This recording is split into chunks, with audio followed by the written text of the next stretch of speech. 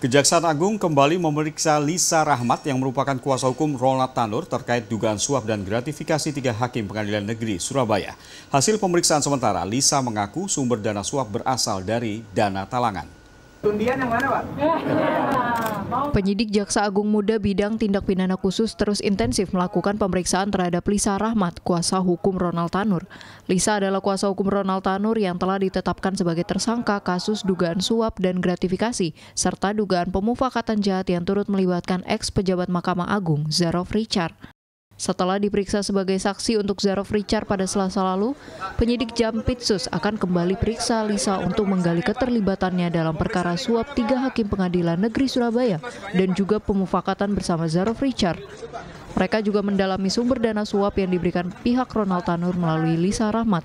Upaya yang sama juga dilakukan penyidik pada Mei Rizky Wijaya, ibu dari Ronald Tanur yang turut dijadikan tersangka dalam kasus ini.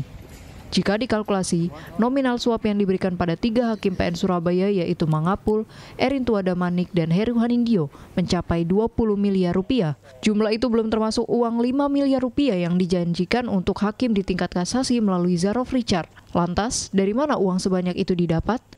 Kepala Pusat Penerangan Hukum Kejaksaan Agung Harli Siregar Rabu siang menyatakan keterangan sementara dari para tersangka uang tersebut berasal dari dana talangan. Makanya ibu dari Ronald Tanur ini jadi tersangka. Kenapa? Karena berdasarkan keterangan dari LR dan juga dari tersangka MW bahwa MW yang menyiapkan uang itu, ya kan?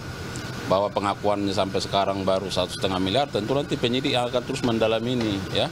Nah, termasuk apakah benar bahwa LR yang memang melakukan dana talangan, ya kan? Nah, sementara tersangka MW, ibu dari Gregorius Ronald Tanur, hari ini rencananya akan dipindahkan ke Jakarta setelah beberapa hari ditahan di Kejati, Jawa Timur. Alasan penyidik memindahkan MW ke Jakarta adalah untuk mempermudah pemeriksaan.